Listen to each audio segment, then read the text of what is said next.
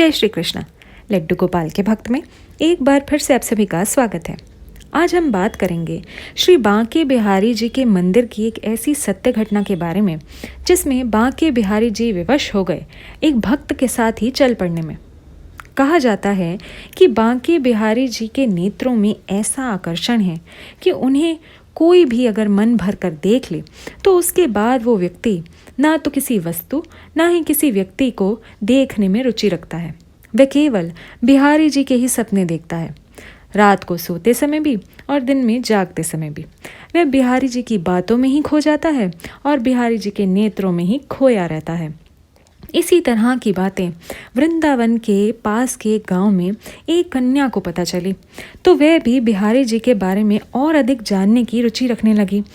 तब उसने भगवान श्री कृष्ण की कई कथाओं को पढ़ा, सुना और जाना और उसके बाद वह भगवान श्री कृष्ण का ही नाम जाप करने लगी और केवल एक ही प्रार्थना करने लगी कि प्रभु, या तो अपनी सभी पत्नियों में मुझे भी पत्नी का स्थान दे दो, या फिर मेरे घर पुत्र बनकर जन्म लो, या फिर मुझे अपने ही संसार में ले चलो।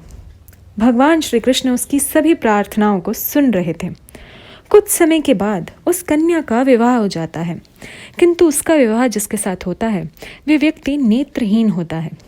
नेत्रहीन होने के कारण उसे ना तो संसार में, ना अपनी पत्नी में और ना ही बांके बिहारी जी में कोई रुचि होती है।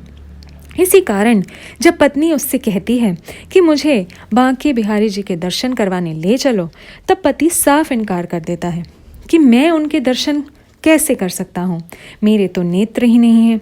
किंतु बांके बिहारी जी तो सब देख सकते हैं, फिर भी उन्होंने मुझे नेत्रहीन रखा। ऐसे में मैं उनके दर्शन तुम्हें क्यों करवाने ले चलूँ। कन्या इन बातों को सुनकर बहुत अधिक उदास रहती है और बांके बिहारी जी से प्रार्थना ही करती रहती है कि प्रभु, मुझे किस प्रकार आप अपने दर्शन देंगे। ऐसा सोचते सोचते बहुत समय बीत जाता है। एक दिन वो निराशा के साथ भगवान श्री कृष्ण से कहती है कि प्रभु, अब तो बहुत ही अधिक विलंब हो गया है। ना तो आपने मुझसे विवाह किया, ना ही आप मेरे घर में पुत्र बनकर जन्मे और ना ही आप मुझे लेने आते हैं। इसीलिए आज से मैं आपके नाम जाप का त्याग करती हूँ। और इसके बाद वह भगवान श्री कृष्ण का नाम लेना छोड़ देती है। कुछ दिन बीतने के बाद एक दिन उसके पड़ोस में वह हरि नाम कीर्तन की ध्वनि सुनती है और अपने आप को रोक नहीं पाती और वहाँ पहुँच जाती है। वहाँ वह सभी महिलाओं को बड़ा हर्षित देखती है, किंतु वह तो बहुत ही दुखी है। तभी एक छोटा सा बालक उसके पास आता है और कहता है कि सब लोग इतने प्रसन्न हैं, किंतु आप इतनी दुखी क्यों हैं।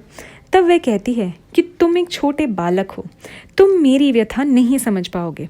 तब वह बालक जिद करने लगता है और कहता है कि मुझे तो आपकी व्यथा जाननी ही है। तब वह अपनी सारी परेशानी उस बालक को बता देती है। तब बालक कहता है कि बस इतनी सी बात, चलो मैं ले चलता हूँ तुम्हें बांके बिहारी जी के मंदिर। वो बालक के साथ बांके बिहारी जी के मंदिर में पहुँच जाती है। अंततः वो समय आता है जब वह बांके बिहारी जी की दर्शन करने वाली होती है। जैसे ही वो बांके बिहारी जी के दर्शन करती है, उनके नेत्रों में देखती है तो बस देखती ही रह जाती है। और संयोगवश उस समय वहाँ के पुजारी जी भी मंदिर का पर्दा करना भूल जाते हैं। ऐसे में अब वो समय आता है जब बिहारी जी उसके नेत्रों में देखने लगते हैं।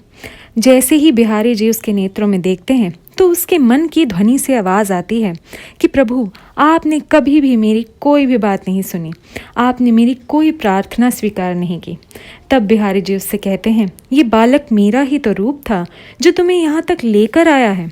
अब वो समय आया है जब मैं तुम्हारी प्रार्थना को सुनूंगा। तुमने ही तो कहा था कि तुम ही मुझे अपने संसार में लेकर चलना, तो चलो मैं तुम्हें अपने संसार में ही तो लेने आया हूँ। आओ मेरी ओर आगे बढ़ो।